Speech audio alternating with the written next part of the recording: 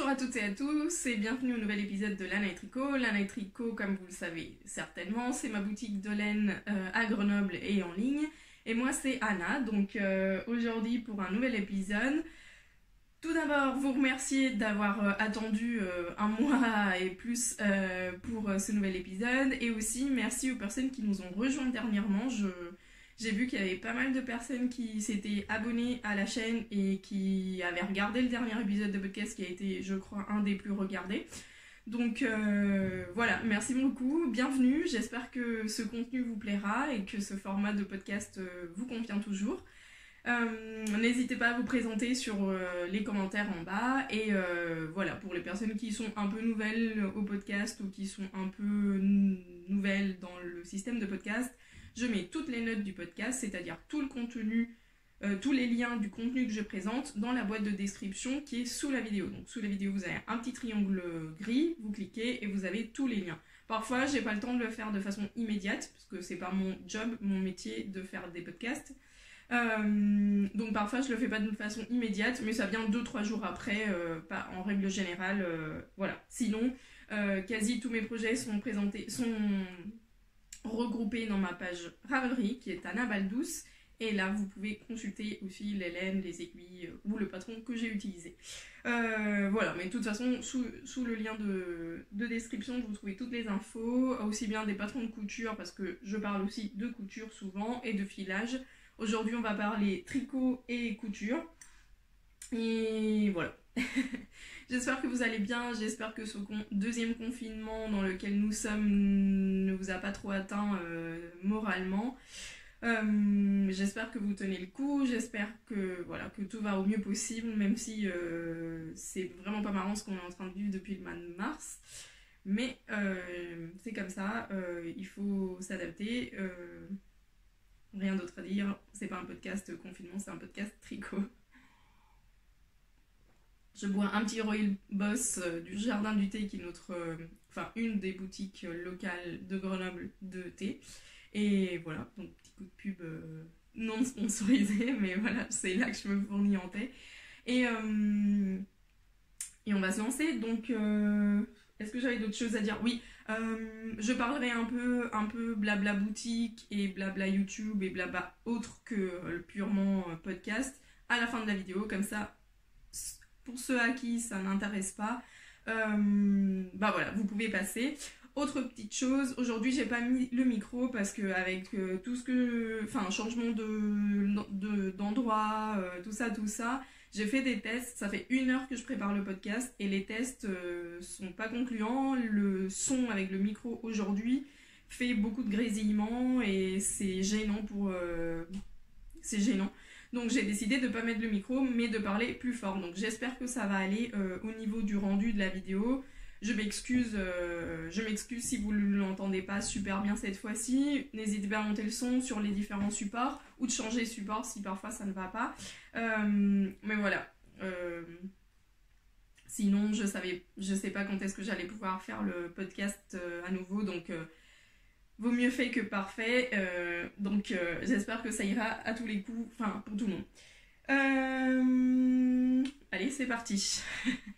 Je porte comme je vous avais promis à l'épisode précédent. Je porte mon sassy cardigan que j'avais fini, ou presque fini à l'épisode précédent. Il me manquait plus que les boutons à mettre. Je suis allée les acheter à la maison de la couture et je les ai mis. Alors, regret pour moi de ce sassy cardigan, c'était la première fois que je faisais la patte de boutonnage en même temps. Et en fait, j'ai tout bêtement suivi le patron, mais vous voyez que les boutonnières sont beaucoup trop espacées. Donc, si je le ferme... Bon, après, ça se corrige. Hein. Voilà ce que ça fait, parce qu'elles sont trop espacées. Qu'est-ce que je vais faire? Je vais acheter des boutons, des pressions, et du coup, je mettrai des pressions entre les boutonnières. Comme ça, si jamais je veux le fermer... Alors, c'est vrai que mes gilets, je les ferme... Enfin, si je les ferme, mais ça me gêne pas de les garder ouverts. Donc voilà, donc surtout ici et là. En plus, là, il y a 2 boutonnières, je ne sais pas pourquoi, mais bon, ça me gêne pas, ça, à la limite, voilà.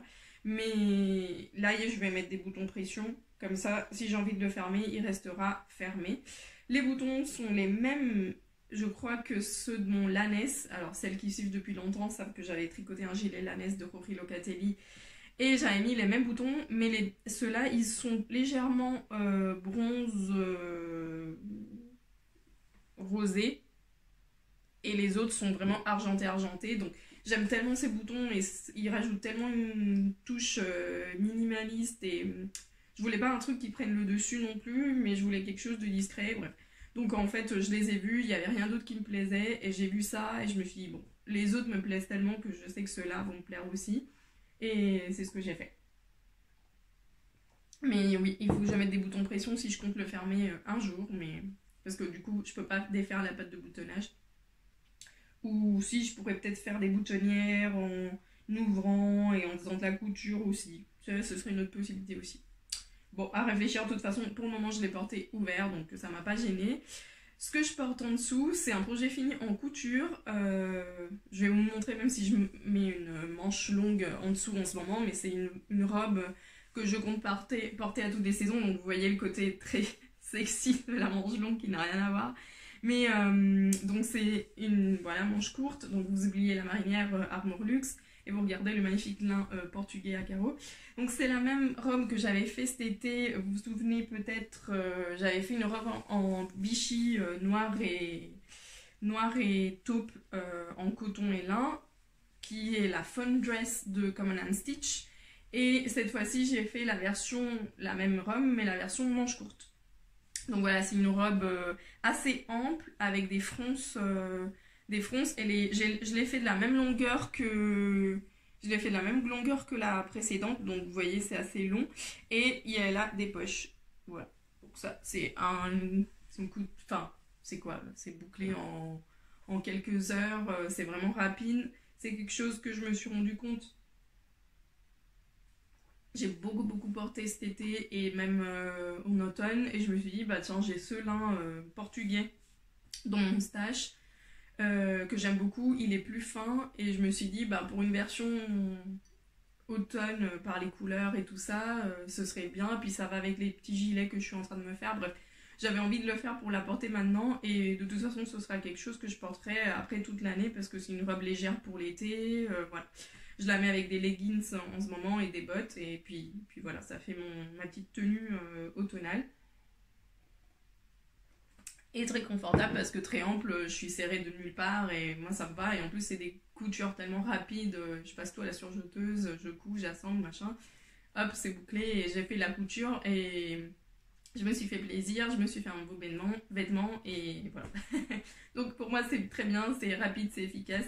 Et après, franchement, la couleur, il y a quelques années, j'aurais pas forcément porté des couleurs comme ça, mais là, je sais pas, c'est peut-être l'automne ou l'envie ou la fait de m'influencer d'autres personnes qui m'entourent qui portent ces couleurs, je sais pas. Mais quoique je dis ça, et mes jupes de cet été, c'était un peu dans ces couleurs. Bref. Donc voilà, voilà pour ma Fun Dress de Cotton & Stitch. Je vous mettrai le lien, comme ça vous pouvez accéder à leur patron. C'est un patron assez simple, mais comme je vous dis, assez efficace et assez... Voilà, c'est des petits sacs à patates confortables. Pour qu'on n'a pas trop envie de penser à quoi mettre, hop, on met une robe et puis c'est fait. En projet fini. Pour le tricot, on va commencer pour le tricot, on fera la couture après, comme d'hab. J'ai fini 3 paires de chaussettes et c'est tout. Depuis qu'on s'est vu la dernière fois, j'ai fini donc ma paire de chaussettes en filet main. Vous vous souvenez, j'avais filé ça pendant le confinement. C'est de la fibre d'une teinturière, je crois qu'elle est au Pays de Galles, qui s'appelle Hilltop Cloud. C'était un mélange laine, nylon, soie. Et je suis même pas sûre de ce que je vous dis, mais c'est sur ma page Ravelry. C'était un gradient, donc j'avais filé en suivant le gradient, je l'avais divisé en deux et j'avais filé 2 pelotes de 50 grammes. Et comme vous pouvez le voir, le gradient se respecte assez bien, alors peut-être que si je le mets comme ça. Voilà. Ça va. Je les ai pas encore portées parce que je voulais vous les montrer plutôt fraîches au podcast et que j'avais oublié que je les avais finies aussi. Talons après coup, donc j'avais fait un tube en côte sur le devant et sur la hauteur du pied, je pense pas que ça se voit.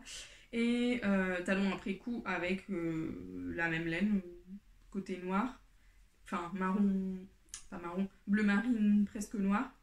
Voilà, donc rien de spécial pour ces chaussettes, voilà, très agréable à faire, à tricoter, à filer, et voilà, ça me redonne envie de filer. J'ai d'ailleurs apporté mon rouet qui était resté depuis le mois de septembre, depuis l'anniversaire à la boutique. Là, je l'ai apporté, je l'ai nettoyé, je l'ai huilé à nouveau et il est prêt pour être... Enfin, je l'ai remis en marche tout simplement. Et là, j'aimerais reprendre le filage un tout petit peu là pendant les mois d'hiver. Mais je manque de temps là en ce moment, c'est un... Bah, ouais. Donc, chaussette numéro 1. Les chaussettes numéro 2, je vous insère une petite vidéo pour vous montrer ce que c'est parce que ce sont des chaussettes que j'ai tricotées pour ma soeur pour son anniversaire et je lui ai déjà expédié. Donc, voici la vidéo pour vous présenter ce que c'est. Coucou, petite vidéo donc pour vous montrer les chaussettes que je viens de finir pour ma soeur que je vais lui envoyer aujourd'hui. Donc ce sont des chaussettes en DK que j'ai tricotées en 3,25 pour un 41, donc j'espère que ça va lui aller. C'est la laine tourbillon, noisette tourbillon ou tourbillon noisette DK de Squirrel Yarns que j'ai acheté ici à la boutique quand elle est venue il y a quelques semaines, au mois de octobre, le 17 octobre. Et comme vous pouvez le voir, j'ai fait du jersey pour quasi toute la chaussette, sauf pour le devant où j'ai fait un gros panneau de jersey en verre avec des mailles glissées. Donc je glissais une maille sur un rang et je la tricotais sur le rang suivant. Sur le devant, un peu en inspiration de la bralette que j'avais faite pour elle et pour moi. Il me reste uniquement à couper les fils et c'est tout, donc je viens de les bloquer et c'est une base assez douce, c'est de la DK Superwash sans nylon, mais comme c'est des chaussettes de maison, je me suis dit que de toute façon c'était parfait pour la maison. Donc le coloris c'est mine... Ah, je viens de le regarder. Mine noire, quartz rose ou un truc comme ça, mais j'ai mis toute l'information sur ma page Ravelry. Donc c'est une base que fait Lisa comme ça avec ce genre de tissu. Voilà. Donc et la troisième paire de chaussettes que j'ai fini. Alors ne soyez pas complètement effarés parce que je vais vous montrer, parce que j'ai fait exprès de vous les montrer comme ça. Bon, après j'avoue que je les ai mises entre lavage et du coup voilà. J'ai fait donc aussi de chez Lisa de Squirrel Yarns. J'avais acheté quand elle est venue le 17 octobre une bonne quantité, j'avais acheté pas mal d'écheveaux, notamment pour faire des chaussettes en DK, enfin pas mal. On a acheté 3. Non, je mens. J'avais acheté 2 écheveaux pour faire des chaussettes en DK et une pour faire des chaussettes pour monsieur. Donc je vais tout vous montrer parce que j'ai tout tricoté. Donc la paire de ma soeur que je viens de vous montrer. Et j'ai fait une paire en base merino cachemire nylon pour moi. Parce que c'est une base que j'aime bien travailler pour des chaussettes. Mais... Et là, c'est là que je vous dis, ne soyez pas effrayés. Je les ai tricotées, il y a longtemps. Oui, la semaine après que Lisa soit venue, elles étaient faites. Donc ça fait presque un mois qu'elles sont finies.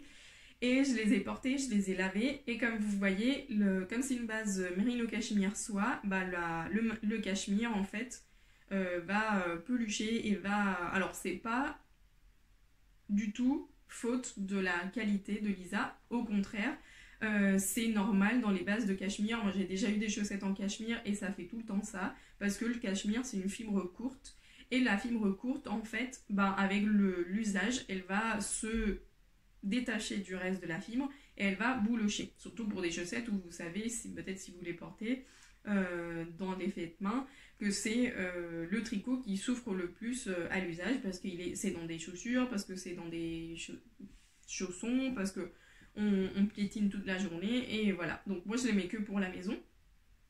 Et là, ce que je vais faire, c'est passer un coup de glitter, donc mon glitter qui est là, désolée pour le bruit.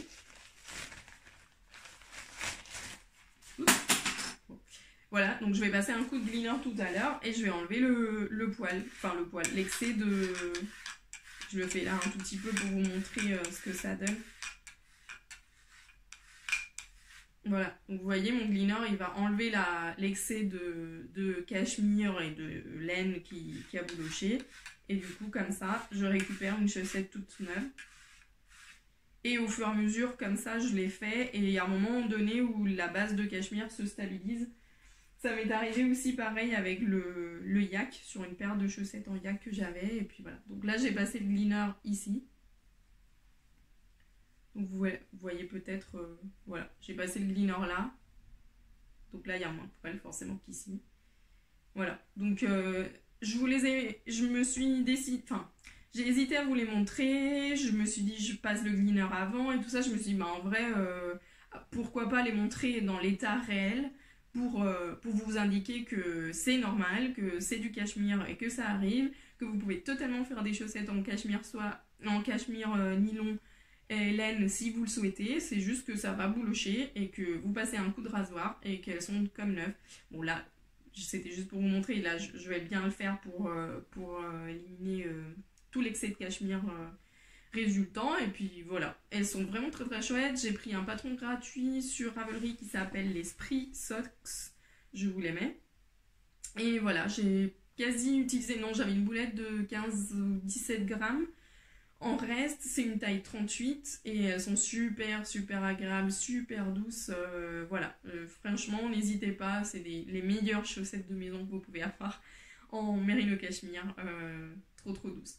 Donc là, la couleur, j'ai malheureusement jeté l'étiquette, donc je sais pas quel coloris c'est, mais c'est les laines de Lisa Squirrel Yarns et je les ai tricotées en 3,25 parce que c'est avec cette taille d'aiguille que je tricote mes chaussettes en DK.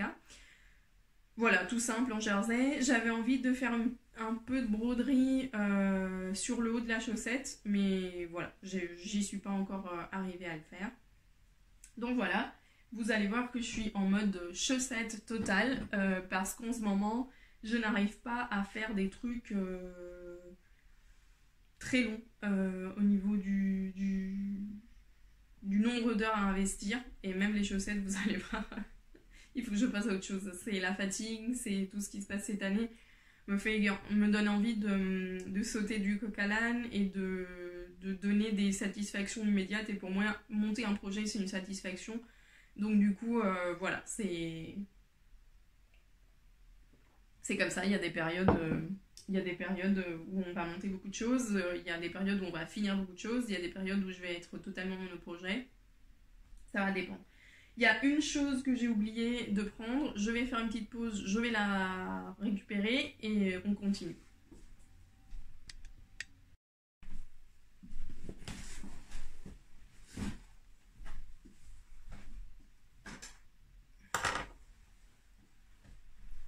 Voilà, je suis de retour. Donc, pour les projets en cours. Les projets en cours, j'en ai 1, 2, 3, 4. Donc, c'est parti. Pour ceux que vous connaissez, on va commencer par ceux que vous connaissez. Donc, vous vous souvenez, j'avais repris mon Tarayuela, donc mon gilet Tarayuela, qui est un patron en collaboration avec Audrey de Yarnflex. Et avec Cindy de Ma Petite Laine, qui était avant mon Chip Shop.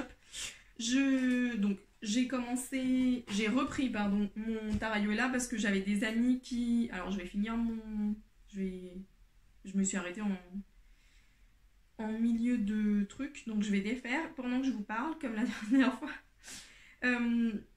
J'ai des amis qui s'étaient mises à tricoter le Tarayuela et qu'on avait sorti avec Audrey pour l'anniversaire de la boutique. Et donc je me suis dit, comme moi je l'avais monté et que je l'avais pas du tout retouché depuis, c'était en été quand je l'avais commencé, je me suis dit, tiens, vu qu'il est déjà sur les aiguilles, je vais rejoindre les filles et comme ça moi aussi j'aurai mon Tarayuela fini, parce que celui qu'on a fait en prototype avec Audrey, c'est un prototype et il est là pour être montré. Il est à la boutique en ce moment en vitrine, donc voilà, c'est pas un truc que j'ai dans ma garde-robe que je peux prendre et mettre et facilement. Voilà, je préfère le garder intact pour le moment. Donc je me suis fait, et puis pourquoi pas en avoir un autre dans un autre coloris. Donc j'avais choisi le coloris Label de Cadix de cette base qu'on avait sortie avec Cindy, qui est sa base bretonne, parce que c'est une qualité française avec des moutons qui sont élevés en partie, je crois, en Bretagne, sinon pas la totalité. Donc bref, on avait lancé ça. Les kits sont encore disponibles si vous les voulez en précommande sur le site jusqu'à Noël. Donc à Noël, on arrête la vente des kits tout simplement. Et le patron, il est individuellement sur Ravelry ou sur les plateformes de vente des patrons de Audrey. Je crois qu'elle est sur Paylib ou Paylib aussi. Et voilà. Donc là, j'ai fini ma maille. Voilà. Donc, vous allez voir que j'ai bien avancé. Ceci dit, ça fait plusieurs semaines que je ne le touche plus. Alors, il est tout rabougri, tout froissé d'être... Je l'avais mis n'importe comment dans le sac à projet. Donc, je vais vous le présenter convenablement. Voilà, tac. Ouais, il va être chouette. Bah tiens, ça me donne envie de le reprendre. Hop. Mais je vais vous dire pourquoi je me suis arrêtée. Tada! Donc le voici, j'ai fini le corps en fait. Donc j'étais, j'avais à peine commencé ça. Et du coup, vous voyez, j'ai bien avancé. J'ai fait mon raglan, ma petite torsade. J'ai fini mon corps et j'ai fait les centimètres de côte indiqués par moi-même et par Audrey dans le patron. Et je me suis arrêtée parce qu'il faut que je fasse le rabattage tubulaire. Et comme je me souviens plus comment on le fait, bah du coup je me suis dit, oh je vais le mettre de côté et puis j'y reviendrai. Et comme j'ai pas eu le temps d'y revenir pour de m'asseoir et de me poser 2 minutes et le faire, et bah du coup il est toujours sur l'aiguille. Donc les côtes sont finies, il faut juste faire un rabattage. Et je suis au stade où je me dis... Est-ce que je fais pas plutôt un rabattage normal et pas un rabattage... Mais non, je vais faire un rabattage tubulaire parce que je trouve que ça finit vraiment bien le vêtement. Et comme ça, voilà. Donc je vais essayer de prendre le temps de le faire. Et puis il restera plus que les manches et le col. Donc voilà, j'ai vraiment envie de le finir. Mais voilà, cette torsade elle est trop belle. Alors moi j'ai fait un échantillon beaucoup plus dense que celui d'Audrey. Audrey, je crois qu'elle dans le patron, elle le propose à 22 mailles. Moi, je dois être à 26, 24, 26, donc il est beaucoup plus dense. Il est beaucoup plus dense, tout simplement. Mais voilà, je crois que j'ai fait... Il faudrait vérifier sur ma page Ravelry, mais je fais soit la 3e, soit la 4e taille pour obtenir à ma taille à moi. Donc voilà, ce coloris sauge gris, très très beau. Rien d'autre à dire. Donc le patron Talayuela, j'allais dire que j'aime beaucoup, mais oui, que j'aime beaucoup. Pareil, celui-là, on fait les côtes en même temps aussi, comme le Sassy Cardigan. Mais là, Audrey a mieux géré au niveau des boutons, je pense. Ouais, on a des boutons beaucoup plus suivis. Donc là, par exemple, les boutonnières sont là et là. Donc, et là et là. Enfin, voilà. Donc, voilà. Il faut juste que je m'y remette. Et ce sera fini, j'espère, pour au moins pouvoir le porter en hiver. Rien d'autre à dire. Voilà. Ça, c'est le projet numéro 1. Pour le projet numéro 2, que vous connaissez déjà, celui-là, j'avais bien mis en pause. Mais je l'ai repris cette semaine. Et il a bien avancé, ma foi. Vous vous souvenez peut-être que j'étais en train de faire de la très grosse laine que j'avais dans mon stock, un chemin, ce que j'appelle dans ma tête, mais qui ne doit pas s'appeler comme ça, une sorte de chemin de lit. Et quand je vous ai montré ça la dernière fois, j'avais fait un écheveau de 200 grammes, donc j'avais fait jusque là, de là à là. Donc vous vous souvenez, hein, c'est un truc qu'on met une sorte de plaine pour la fin du lit, comme ça. Donc en pointerie avec une grosse torsade au milieu, que je tricote en aiguille 12. Et j'avais fait jusque là. Donc j'avais fait ça. Et ben là, j'ai fait tout ça. Et tout ça. Et tout ça. Et ça couvre pas toujours encore le lit totalement. Donc voilà. Et je sais pas combien il y a bien un mètre... ça doit être aussi grand que moi. Donc il y a plus d'1,60 m, je pense. Mais comme il faut que ça tombe quand même un peu sur les rebords du lit, et ben voilà. Donc là, je suis arrivée à la toute fin, parce que je me suis arrêtée hier soir, parce que j'avais plus de laine. Enfin, il fallait que je la mette en pelote. Donc là, c'est la toute fin de mon 3e écheveau. Et je pense que je vais utiliser 100 grammes de plus. Je pense pas que j'arrive à la fin de mon 4e. Donc là, c'est presque fini. Je vais le finir peut-être aujourd'hui, ou en tout cas cette semaine. Et finalement, je vais l'offrir. Je vais l'offrir à quelqu'un. Voilà, je dis pas plus parce que sinon la personne va deviner qui elle est ou qui il est. Donc voilà, je suis super contente de ça. C'est vraiment un bonheur à tricoter. Le BFL est trop doux. Ça sent énormément le mouton et je sais qu'à la personne, ça va pas du tout la déranger. Surtout que je vais pas le laver, je vais pas le bloquer parce que j'ai peur que déjà ça va mettre 3 plombes à sécher et j'ai pas envie, elle le lavera ou il le lavera quand ce sera sale. Donc je vais le bloquer à la pâte mouille tout simplement au fer à repasser avec une bonne pâte mouille pour que au moins la torsade se dessine bien. Mais je vais pas le laver mouillé parce que déjà c'est un fil célibataire mèche et que en plus et ça va être hyper lourd et j'ai pas envie que ça mette trop la plombe à sécher chez moi. D'autant plus que j'ai pas vraiment la place pour le faire sécher en une seule couche, il faudrait que je le mette en double. Bref, ça va non. Du coup, c'est pas moche non plus, non bloqué, c'est juste que voilà, je vais quand même lui donner un coup de pâte mouille pour que ça s'aplatisse un tout petit peu plus et voilà.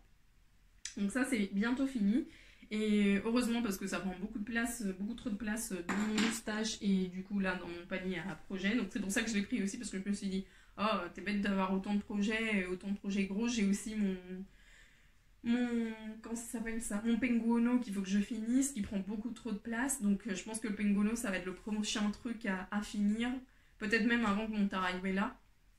Parce que le pengono c'est un truc que je vais pouvoir mettre à la maison, enfin c'est un truc un peu plus hiver. Voilà, je vous dis ça, vous savez que je change d'avis à peu près tous les 30 minutes, donc c'est pas la peine que je vous détaille plus ça. Donc ça c'est pour ce projet-là. Et en fait je vous ai menti parce que j'ai 5 projets en cours et non pas 4. Pour le suivant, donc je vous ai dit que j'avais acheté, comme il faut que je parle plus fort, la voix je vais la perdre aujourd'hui. Que j'avais acheté pas mal de laine à Lisa de Squirrel Yarns.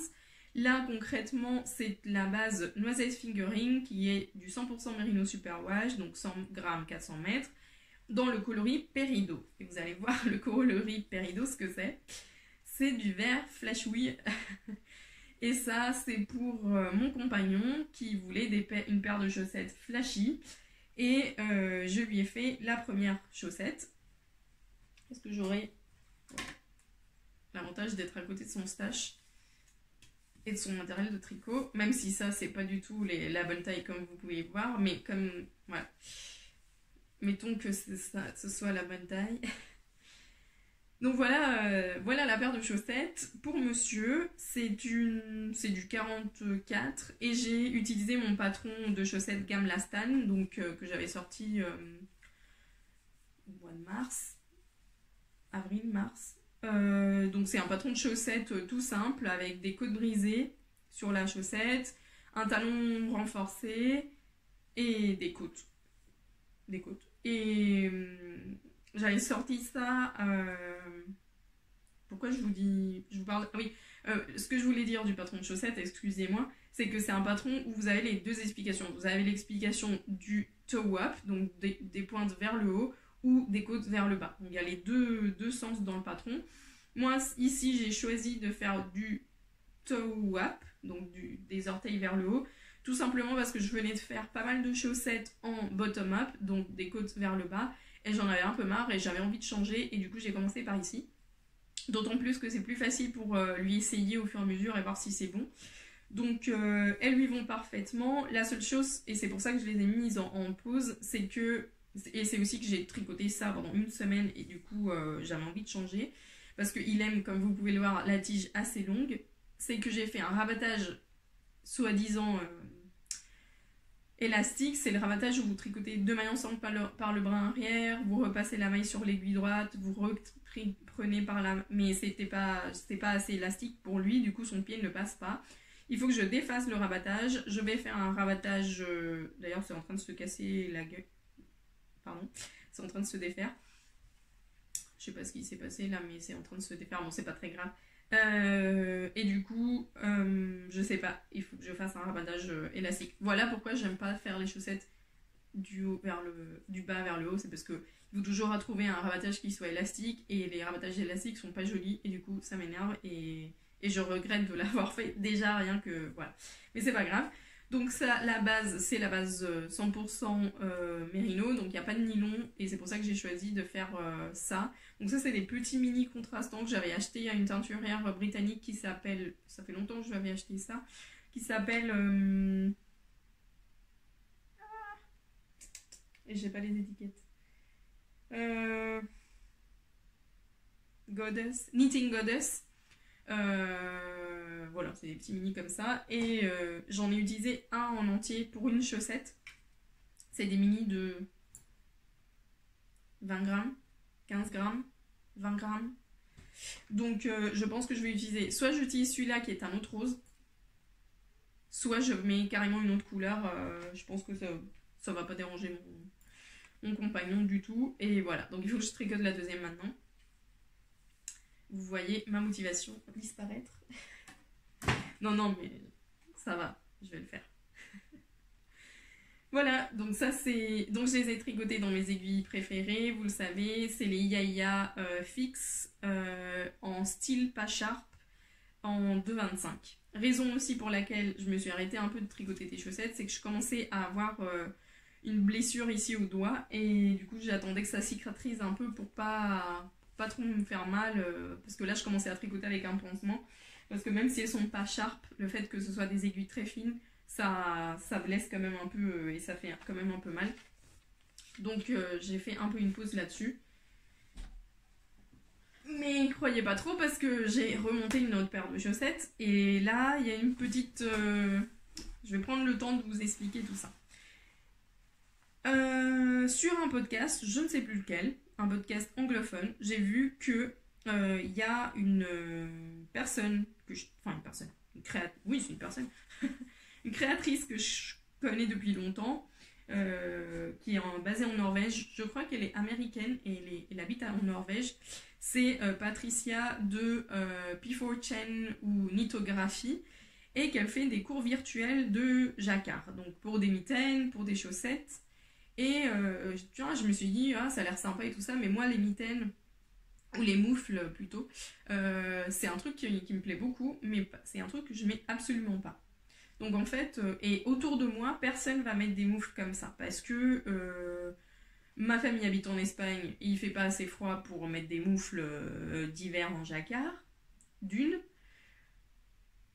Moi, j'en mets pas parce que j'habite très près de la boutique et je mets presque plus de temps à mettre et enlever mes mitaines que à mettre les mains dans les poches et arriver à la boutique. Voilà, soyons sincères. Et que mon compagnon va pas mettre des moufles en jacquard style norvégienne, voilà. Donc en fait, les moufles, c'est sympa, mais j'en ai pas l'utilité. Par contre, elle a fait une formation pour apprendre à tricoter les fameuses Selbu socks, donc les chaussettes norvégiennes, disons, classique. Et ça me tentait bien parce que c'est surtout l'histoire du talon en jacquard qui me... C'est pas que ça me posait problème parce que j'avais jamais essayé, mais qui m'intéressait d'apprendre pour, voilà, pour me dire, bah tiens, comme ça j'apprends un truc. Donc je me suis inscrite à cette formation-là, qui dure quelques semaines, hein, c'est une formation sur 4-5 semaines. Et à chaque semaine, elle fait des vidéos avec une étape. Donc la première semaine, c'était l'échantillon, et l'échantillon jacquard. La deuxième semaine, c'était monter les côtes avec un... Alors c'est plutôt un truc fait pour des intermédiaires. Hein. Quand on est avancé, on est capable d'avoir juste un patron et de faire juste un patron. Mais je me suis dit que c'était sympa de se laisser guider par quelqu'un, d'apprendre et voir si j'apprenais quelque chose aussi ou si j'étais déjà bien avancée et que j'avais pas besoin de quoi que ce soit. En vrai, on apprend toujours des choses, hein, même si on est avancé.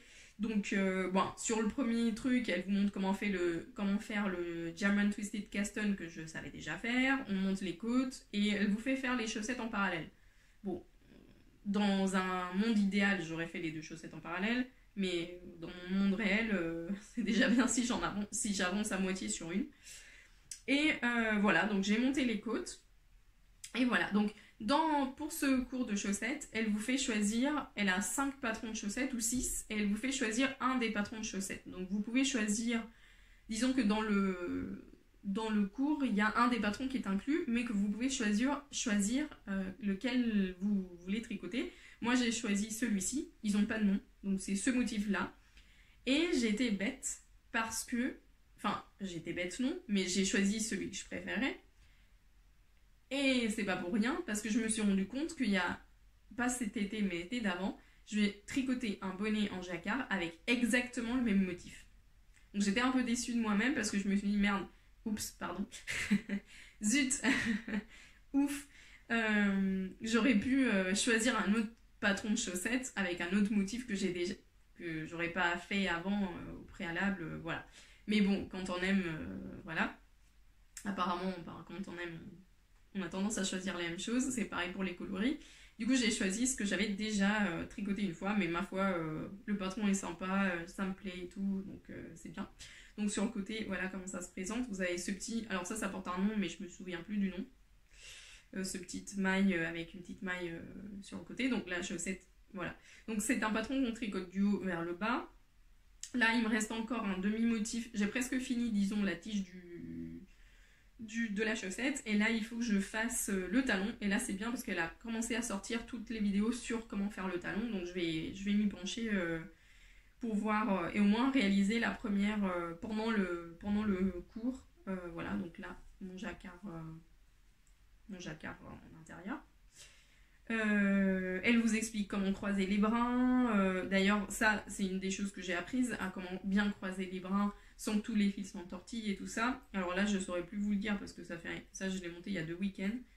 Donc voilà. Donc elle recommande forcément la laine qu'elle vend, elle, qui est une laine norvégienne. Moi j'avais pas envie d'acheter de la laine parce que j'ai déjà beaucoup de stock. C'est ce que je me suis dit à ce moment-là. Mais en fait dans mon stock j'avais rien qui me convenait parce que je voulais quand même le faire dans une laine qui correspondait à son épaisseur. C'est plutôt une laine sport. Donc ma chère amie Iris m'a donné cet écheveau de laine écrue française, qui est d'une de brun fingering, mais fingering sport, vous savez, dans les laines, voilà. Et moi, j'ai pris de la boutique finalement, parce que je pensais le faire avec un truc que j'avais, mais ça n'allait pas. Ben voilà, avec ça, je pensais faire ça et ça en fait. Ça, c'est de la laine allemande. Ah, c'est quoi le nom J'ai enlevé l'étiquette. C'est une marque allemande qui fait du mérinos allemand ou bavard, enfin allemand, et qu'on avait rencontré à Barcelone. Et bon, vous le mettrai dans le lien de description. Et elle est super sympa en plus, la propriétaire et tout ça. Et ça, c'est teint avec des teintures végétales. Et ce sont les filles, mes amies, qui me l'avaient offert à Barcelone, au festival de Barcelone, il y a pile un an. Donc je pensais faire ça et ça, mais finalement celle-ci c'est vraiment une sport et ça se voyait trop et c'était pas joli. Enfin, l'effet était pas joli. Du coup je suis allée à la boutique et j'ai pris la Tuku Wool Socks. Donc dans le coloris 35, à vous. Et je me suis mis Finlande, Norvège, voilà, c'était bien, voilà. Et ma foi, je suis très très contente du résultat. En plus, comme la Tuku Wool Sock à 20% de nylon, ça fera des chaussettes un peu plus résistantes. Et je les tricote en 2,5. Ouais, c'est ça, en 2,5. J'aurais pu faire la taille au-dessus. Mais j'espère qu'au blocage, ça va se détendre un tout petit peu. Donc je l'ai fait pour moi, hein. Voilà. Donc je suis contente d'avoir une paire comme ça en jacquard. Ça fait longtemps que j'en voulais. Et du coup, voilà, je me suis dit, bah tiens, ce truc de faire ça en ligne et de suivre une sorte d'atelier virtuel et tout ça, ça va me forcer à faire quelque chose que je mettais tout le temps pour après, enfin voilà, que je mettais de côté et que en vrai j'avais envie de faire. Donc voilà, elles sont assez belles et du coup je vais petit à petit les reprendre. Et je sais pas si une fois que l'atelier est passé, on a accès ou pas aux vidéos. Je sais pas si genre après les 5 ou 6 semaines, elle coupe tout et on n'a plus accès. Ça, il faudrait que je lui demande d'ailleurs. Ou que je m'informe. Parce que si j'arrive, enfin, sinon il va falloir que je me dépêche un peu au moins pour faire le talon. pour voir comment est fait le talon en jacquard. Et après, bon, après le pied et les diminutions, ça y a pas de souci, je peux totalement le suivre avec le patron. Mais voilà, donc ça, je vais m'y pencher. Et pour le dernier projet, où est-ce que je vais mettre tout ça? Pour le dernier projet, c'est un truc tout simple. J'avais envie de faire un cadeau à une amie. Et j'avais une pelote de cachemire, celui de crème queue, je sais pas comment il s'appelle. Je suis désolée, mais je suis vraiment nulle pour les noms. Même si j'avais une note, si je me faisais une note pour le podcast, je pourrais vous le dire. Mais ça, c'est le cachemire de crème queue, le recyclé, en fingering. Et j'avais envie de faire un cadeau à une amie. J'avais une pelote comme ça qui traînait. C'est des pelotes de 50 grammes, 225 mètres. Et j'avais envie de faire ce cadeau-là à une amie. J'ai pris cette pelote qui traînait à la boutique que personne n'avait l'air de vouloir. Et j'ai fait un patron gratuit d'Espace Tricot qui est un petit... Bon, ça, ce sont des côtes qui vont être comme ça, un rebord doublé. Et c'est un patron avec des petites torsades toutes simples. Mais je l'ai essayé et il est trop petit. Donc là, j'ai fait les côtes en 2,5. Et là, il recommande du 3 ou du 3,25. C'est quoi ça? Du 3. En fait, ce que je vais faire, c'est que je vais défaire jusqu'ici, jusqu'aux côtes, et je vais passer en 3,5. Parce que voilà, parce que comme ça, il y aura plus d'aisance. Là, il est vraiment près de la tête, et le bonnet, il est pas si près de la tête. Enfin, il est légèrement slouchy, et je veux pas que ça fasse un truc super serré, et puis après, un petit truc qui déborde par derrière. Donc je vais défaire, je vais tricoter, je tricote assez serré, donc voilà. Donc je vais le tricoter en 3,5. Donc ça, il faut que je le fasse. Mais les côtes, ça m'a déjà pris pas mal de temps, donc voilà. Donc voilà, pour un petit bonnet de réconfort pour une amie. Mais bon, d'abord, il faut que je finisse mon gros en plaid chemin de vie là, avant tout. Et après, je verrai ce que j'ai envie de faire. Sachant que j'ai envie de monter aussi d'autres projets, mais voilà. Je vais pousser tout ça pour vous montrer. Donc voilà pour tout ce qui est voilà pour le tricot. Après, vous voyez que j'ai déjà pas mal de laine là, bien sûr pas mal de projets que j'ai envie de faire. J'ai aussi quelques projets à finir dans mes projets à finir en cours, notamment mon penguino, et je dois en avoir d'autres. Il y a ma couverture en crochet, mais que j'ai pas du tout touché. Et il y a certainement d'autres projets que je me souviens même plus que j'avais monté et que voilà. Ah si, il y a mon gilet aussi gris que je vous ai montré la dernière fois. Ça, j'y ai même pas touché. Ça m'avait vraiment fatigué ce truc et du coup, j'ai vraiment pas eu envie de le reprendre. Donc voilà, j'ai déjà quand même pas mal de choses sur les aiguilles, ce qui ne m'inquiète pas du tout. Un jour, ils seront finis, puis c'est pas grave.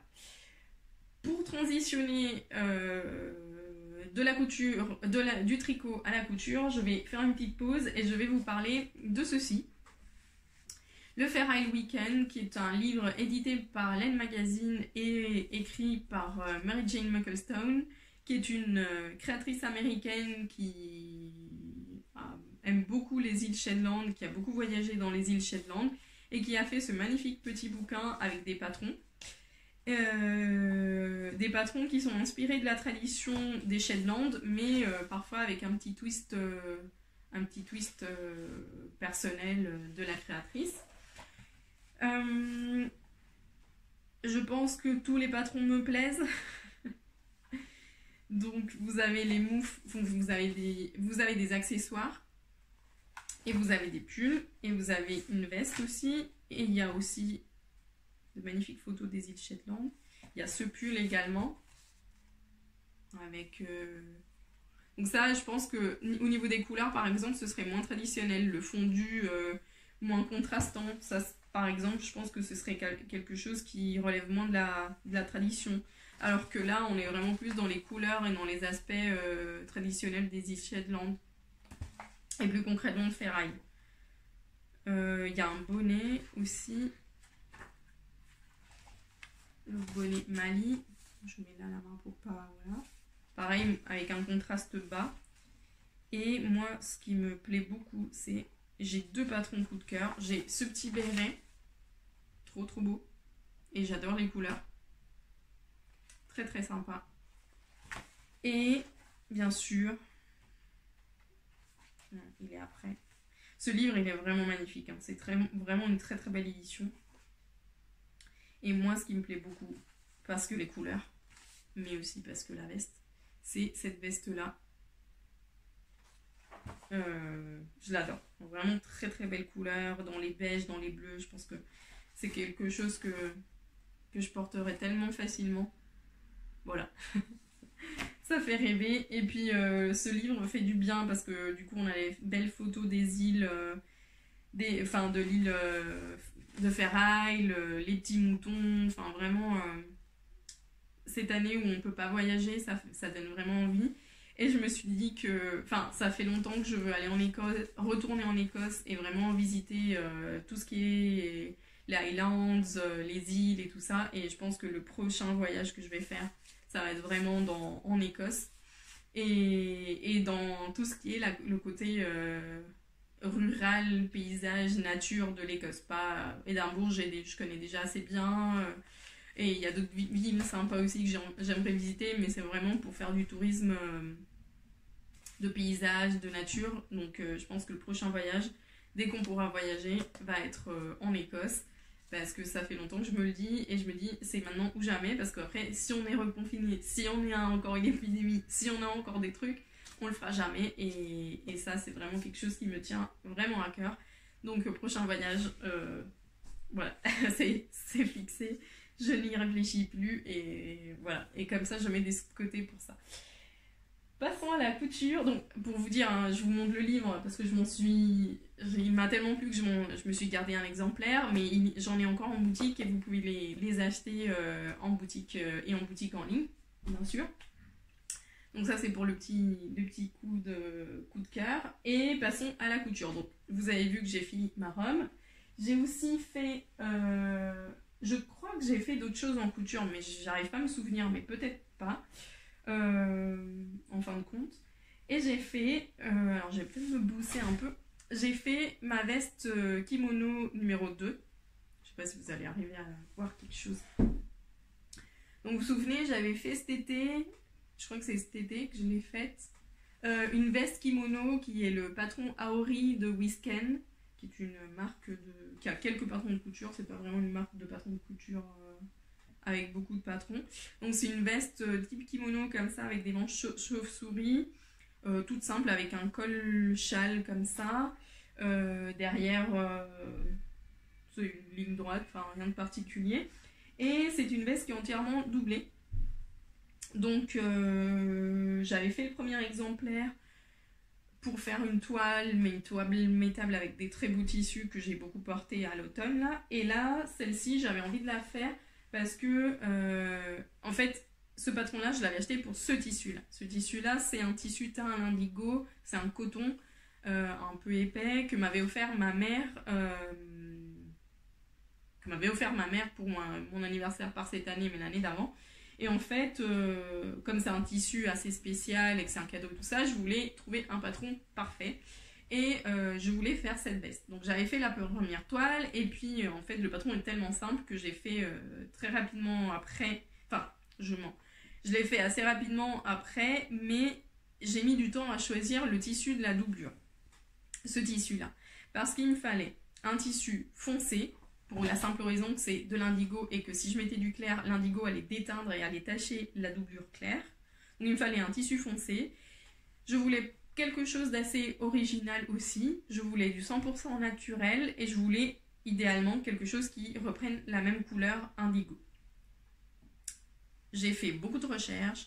J'avais trouvé un tissu qui me plaisait beaucoup chez ce tissu-là et de Merchants and Mills. Et je crois qu'ils l'ont encore en stock si jamais il vous plaît.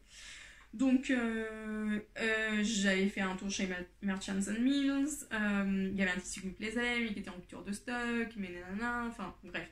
Et un jour, comme ça, par hasard, je suis allée voir sur le site de Mettermelk, ou quelque chose comme ça, c'est un site danois. Et en fait, j'ai vu ce tissu de doublure, à petits carreaux comme ça, qui est un mélange laine, coton et lin. C'est un tissu qui est très fluide. Je vais voir si j'arrive à le séparer. C'est un tissu vraiment très fluide avec un joli tombé. Donc ça donne un joli tomber à la veste parce que le coton pourrait être trop rigide, mais vu qu'il y a le poids de l'autre tissu, ben, ça lui donne un drapé très très sympa. Et en plus, c'est exactement, et pourtant je l'ai choisi en ligne, mais c'est vraiment de l'indigo, la même couleur. Enfin, cette veste, je la mets tout le temps en ce moment. C'est un gros coup de cœur. Elle a des petites poches aussi. Ça fait un peu style veste japonaise, non pas japonaise, mais chinoise, de travailleurs chinois. On voit par la couleur un peu aussi, ça me fait penser un peu à ça. La seule chose que j'ai changé par rapport à la toile, c'est que j'ai pas mis de interfacing. Ça s'appelle comment en français? De la visseline. Enfin, j'ai pas mis de visseline. J'ai pas mis un truc pour doubler le col parce que je trouvais que ça rigidifiait trop. Et du coup, j'ai préféré garder l'aspect fluide et voilà.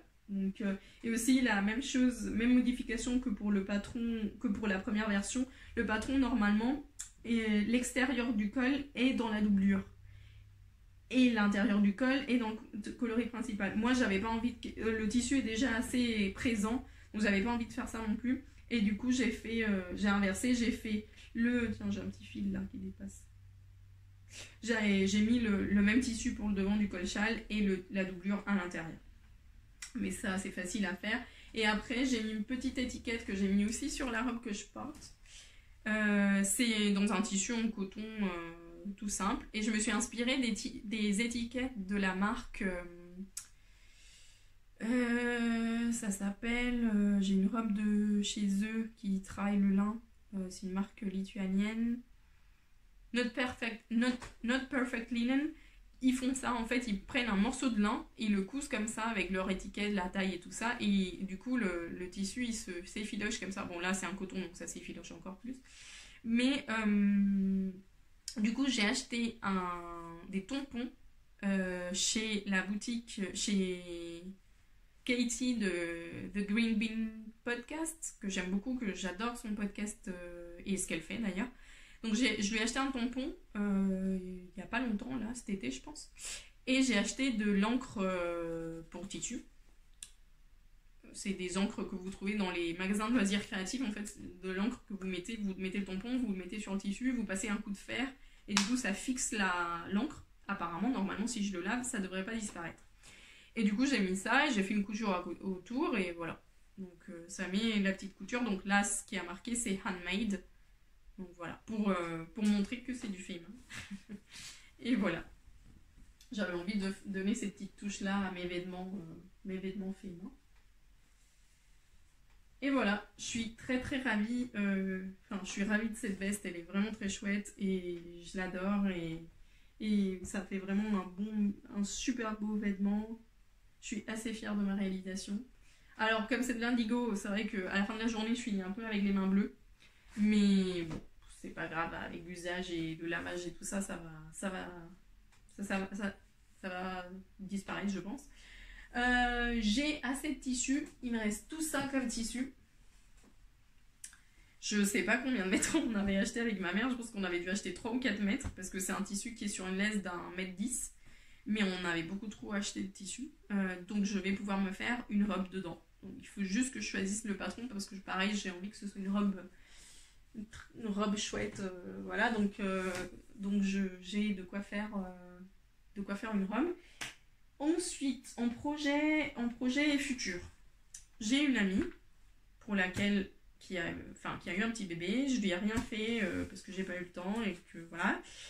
Et en fait, j'ai profité d'avoir rentré des tissus en boutique, un tout petit peu de tissu de chez Katia, parce que si vous savez pas, j'ai commencé à faire du Katia au mois de septembre.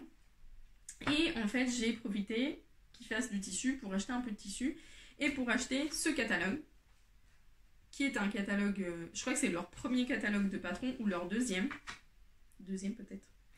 Et en fait, il est super bien parce qu'il y a 38 modèles et c'est pour enfants de 1 mois à 12 ans. Donc, et vraiment, c'est un bouquin où vous avez tout type de patron dont vous allez pouvoir avoir besoin pour des bébés ou pour des enfants, surtout pour les bébés. Et il est très bien parce que du coup c'est un bon basique à avoir et il suffira de changer les tissus et les trucs, mais du coup je vais vous montrer tout simplement. Genre ça c'est quelque chose que toutes les générations de bébés vont porter un jour ou un autre. Ça pareil, enfin il suffira de changer des tissus qui sont à la mode, mais c'est un bouquin qui va, je pense, me servir pour toujours parce qu'il y a vraiment des super bons basiques. Il y a des petites robes, il y a des kawaii. Puis en plus leurs tissus sont vraiment trop mignons, donc je me suis dit je craque. Il y a des petites suites. Regardez-moi cette petite comme elle est pas mignonne dans sa petite robe là. Et il y a les petits sweatshirts à capuche, des robes, enfin il y a vraiment tout. Et pour les bébés il y a tout, il y a vraiment des leggings, il y a des petits pantalons. J'essaie de retrouver des patrons qui soient plus... Il y a même un sac à dos, des robes. Ça fait trop rire celle-ci.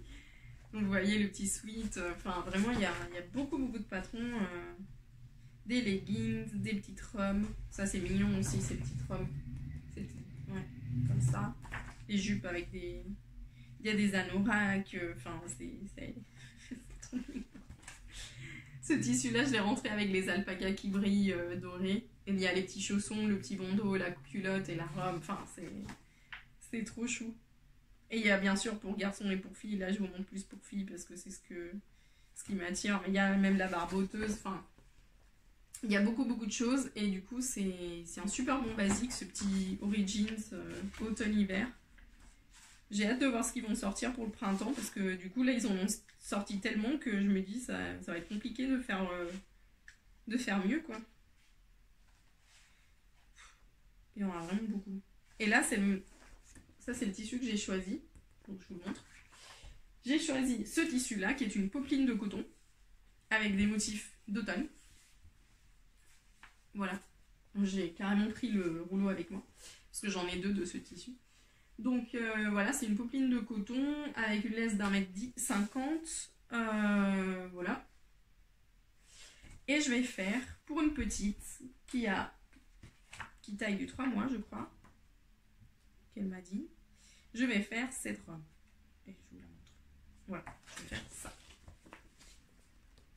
Cette robe-là, qui est celle-ci. Donc c'est une petite robe qui m'a l'air, enfin, toute simple. Il y a quand même des finitions assez soignées et tout, avec le petit froufrou que je ne sais pas si je ferai d'ailleurs. Mais voilà, je vais faire une petite robe comme ça en popeline pour une petite de 3 mois. Je ferai en 6 mois, comme ça elle pourra le porter plutôt été et automne. Parce que c'est quand même une popeline qui est fine. Et voilà. Donc ça, il faut que je découpe. Donc le patron, bien sûr, il y a les explications du patron et il y a les trucs de patron. Alors ça va être un peu spécial parce que du coup, tu as tous les patrons qui sont superposés. Donc il faut aller à la recherche des pièces et tout ça. Donc ça va prendre un peu de temps. Mais bon, une fois que ce sera fait, je la garderai avec soin. Et comme ça me servira pour toutes les autres petites bébés du monde qui arriveront et qui arrivent en ce moment. Donc c'est très bien, donc j'ai envie de faire ça, mais pareil, j'ai pas vraiment l'énergie ou le temps de le faire. Donc voilà, j'ai aussi un projet de robe en jersey, enfin c'est pas les projets qui manquent, hein. Ça je vous le dis tout de suite, vous le devinez largement.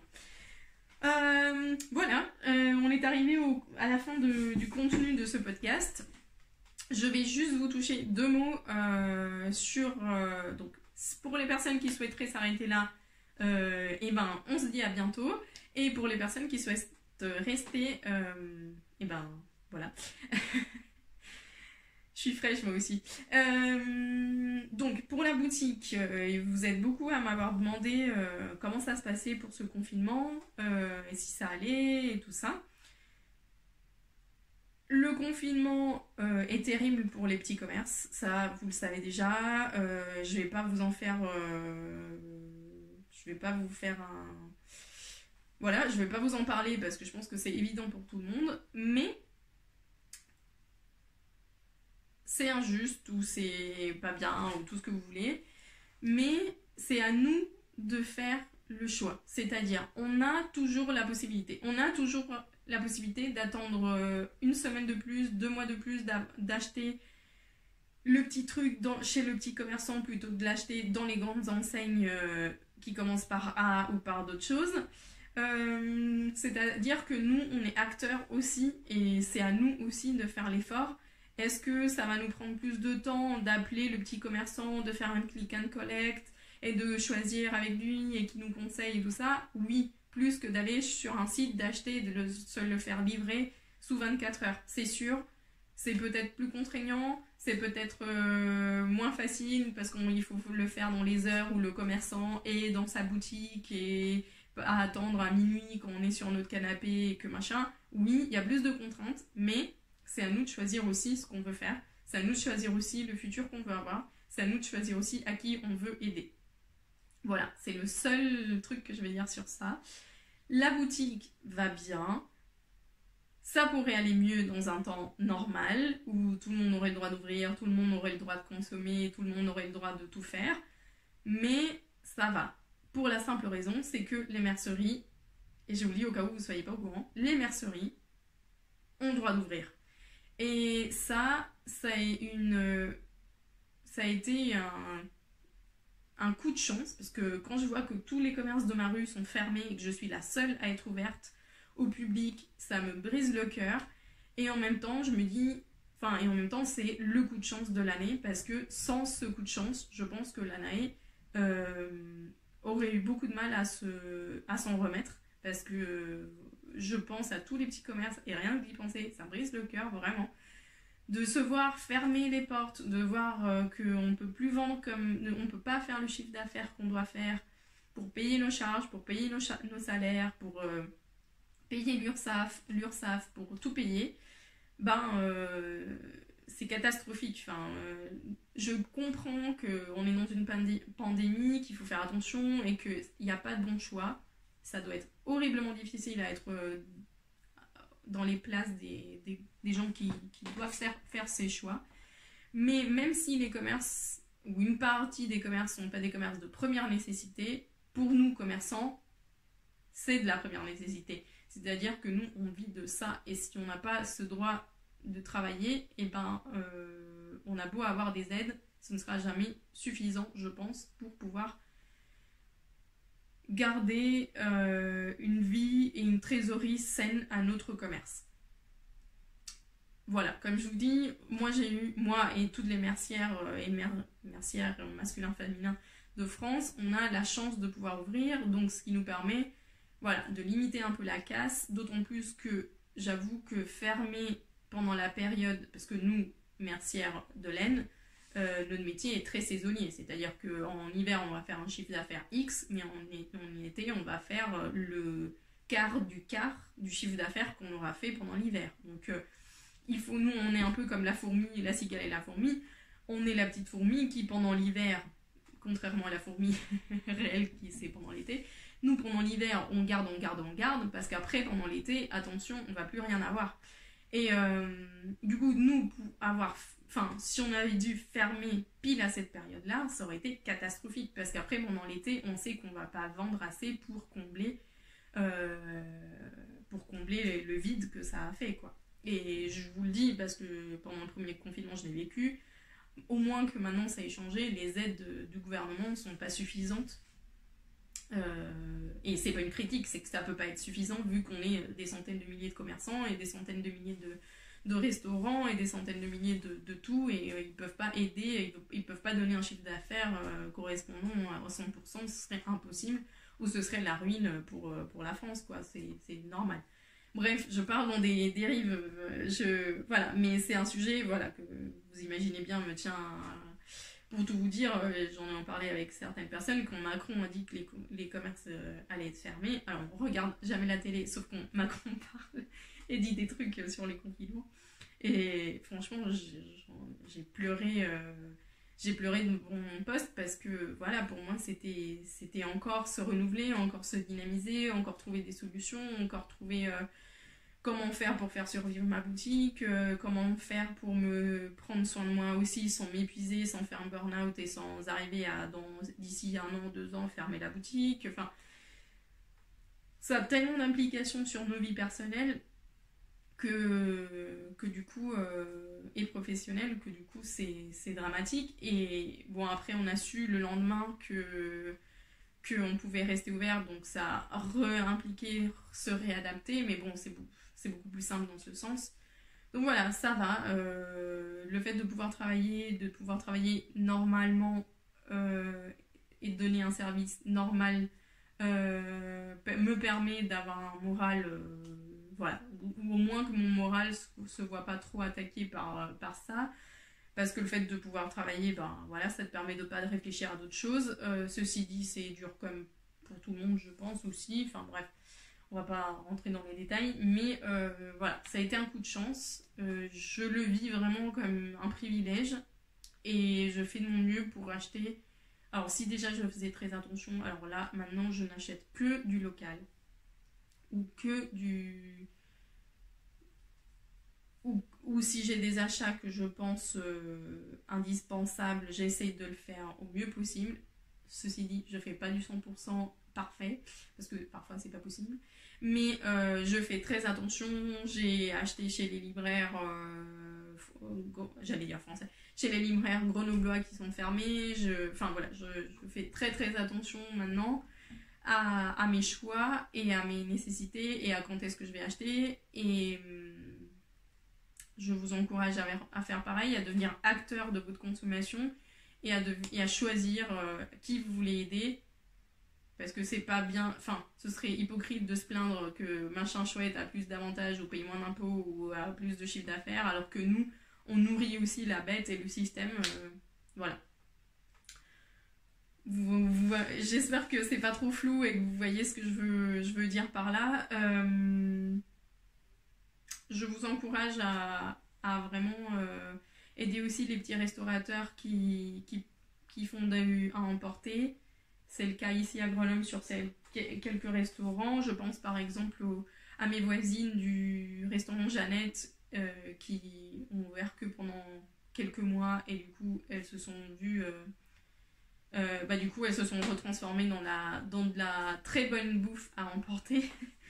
Donc voilà, essayez vraiment d'aider si vous le pouvez, si vous êtes dans les capacités de pouvoir aider les autres et de consommer, voilà. C'est tout ce que j'avais à dire pour la boutique. Ceci dit, on a pu faire, donc ça c'était le mercredi, le jeudi on a eu une avalanche de gens qui pensaient ne pas pouvoir faire des achats après et qui se sont lancés dans les boutiques dans une frénésie de consommation et de soutien aussi et de peur de ne pas pouvoir consommer. Et du coup on a eu une journée de jeudi à la boutique incroyablement chargée. Je remercie ici Laura publiquement de ton aide et Iris aussi qui sont venus me donner un coup de main le jeudi. Donc le jeudi, je sais plus quel jour c'était, il y a 2 semaines. Et après, j'ai fermé la boutique pendant 2 jours. J'ai profité pour faire l'inventaire parce que la boutique était dans un état catastrophique. On aurait dit qu'il y avait une tornade qui était passée par là. Donc on a tout remis, on a fait l'inventaire. Et tout ce qui est sur la boutique en ligne maintenant correspond à l'inventaire réel, ou en tout cas le 95% des choses qui sont en ligne. J'ai beaucoup de produits nouveaux à créer, donc il va y avoir des nouveautés sur le site au fur et à mesure. Et j'ai aussi des améliorations à faire sur le site qui vont se faire au fur et à mesure. Mais comme je vous dis, je suis toute seule et je continue à bosser, donc du coup ça me permet pas j'aurais voulu que ça se fasse plus rapidement et tout ça, mais c'est vrai qu'actuellement j'arrive... je sais pas comment je faisais avant. J'avais peut-être moins de monde en boutique. Mais là, cette année, j'ai l'impression de ne pas arriver à faire des choses que je faisais avant, de ne pas arriver à mettre des produits en ligne, de pas... Voilà, c'est un peu le syndrome de l'imposteur et le syndrome de j'y arrive pas et je suis pas assez bon et je fais pas assez et je culpabilise. Mais en ce moment, je travaille presque 6 jours par semaine, voire 6,5. Là, je suis là un lundi à faire le podcast alors que c'est mon jour de pause. Enfin, voilà, je fais. Et comme vous le voyez, en 1 mois et plus, j'ai pas non plus beaucoup tricoté, j'ai pas beaucoup non plus créé. Donc, après, c'est la période forte, donc c'est normal. Après, en été, en printemps, j'ai un peu plus de temps, donc j'ai un peu plus de temps pour faire. Ce qui est normal. Mais voilà, j'essaie de pas me frustrer et de continuer à le vivre le plus sainement possible aussi au niveau mental. Sachant qu'on est confiné et nous on peut pas sortir de Grenoble parce qu'on a cette imposition d'1 kilomètre et tout ça. Donc c'est assez contraignant parce qu'on tourne un peu, enfin moi j'ai l'impression de vraiment tourner en rond, de sortir me balader tout le temps par la même chose, enfin les mêmes paysages et tout ça. Et je suis quelqu'un qui a l'habitude de beaucoup bouger et de voyager et tout ça. Donc je me sens un peu, j'étouffe un peu en ville. Et voilà, j'espère que je vais réussir à passer ça et à pouvoir, garder le moral. Voilà. Voilà, donc ça c'est une chose. Si vous voulez soutenir la boutique, ben vous savez comment le faire. Et vous avez aussi l'option de soutenir le podcast à travers Google, n'importe quoi, à travers YouTube. Vous pouvez rejoindre la communauté YouTube du podcast et donner une somme. Je crois j'ai mis trois niveaux. Donc je crois qu'il y a un niveau à 3 euros, un niveau à 5 euros et un niveau à 10 euros ou 9 euros, quelque chose comme ça. Donc vous pouvez soutenir le podcast avec des contreparties qui sont des petites vidéos sur les nouveautés, sur la vie de la boutique, sur des petits blabla. Je viens vous faire un coucou de temps en temps et du coup vous donner un peu des nouvelles que je donne pas forcément sur le podcast ou sur Instagram. Donc vous pouvez soutenir le podcast et du coup me soutenir moi. Je pense qu'avec les sous de ces mois-ci, je vais m'acheter vraiment un bon micro. Parce que celui-là, il a fait son temps. Mais j'ai pas l'impression Aujourd'hui, j'avais pas l'impression qu'il marchait correctement. Ça faisait vraiment un bruit sur le podcast. Et là, je suis en train de me casser la voix pour essayer que ça soit de qualité pour la vidéo.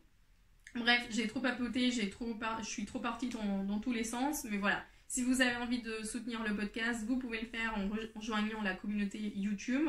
C'est à côté du bouton s'abonner, vous avez rejoindre. Si vous cliquez rejoindre, vous avez les 3 niveaux qui vous apparaissent. Vous sélectionnez celui que vous voulez. Vous restez le temps que vous voulez. Et moi, je vous remercie du fond du cœur. Je vous dis à très bientôt. Tricotez bien, cousez bien, prenez soin de vous. Et mettez des sous de côté pour voyager et pour aller voir les membres de votre famille qui vous sont chers. Je vous dis à très bientôt et salut, au revoir.